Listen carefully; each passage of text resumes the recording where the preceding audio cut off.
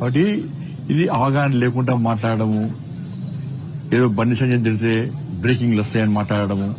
Last week నాకు ఏం చెప్పినట్టు నేను ఒక కాంగ్రెస్ పార్టీ నాయకుడు ఫోన్ చేసి అన్నా ఆయన బాధ అది కాదు, ఆయనకు సెక్యూరిటీ కూడా ఇస్తలేరు, ఆయనకు అటు ఇటు గన్మెన్ వేసుకొని తిరిగిన షోక్ బాగున్నది, ఆయన ఎక్కడ టార్గెట్ కాదు, ఆయన బీఆర్ఎస్ సపోర్ట్ చేస్తాడు, బీఆర్ఎస్ మనిషి అనే.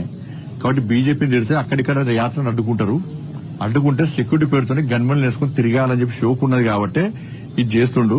ఆయన వార్డు మెంబర్ కూడా మా పార్టీలే నవ్వుకుంటున్నారు ఆయన మాటలు చూసి. ఈ తెలంగాణలో ఓటు చోరు ఎక్కడిది, ఆ బీహార్లో చేస్తేనే మొత్తం డైమండ్ కథ లెక్క అయిపోయింది పరిస్థితి. ఆడ ఇక్కడ ఓటు చోరు ఎక్కడిది, 8 మంది మేము కాంగ్రెస్ ఎంపీలకు గెలిచినాం, మేము గెలిచా కూడా ఓటు చోరీ అంటే ఇప్పుడు నమ్ముతాడా అన్న? ఇది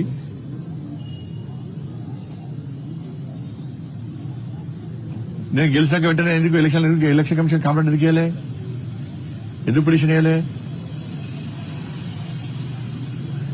ఆయనను ఎవరు నియమించారో వాళ్ళ చెప్తాను వాళ్ళే ఒప్పుకునే పరిస్థితి వచ్చింది ఇవాళ.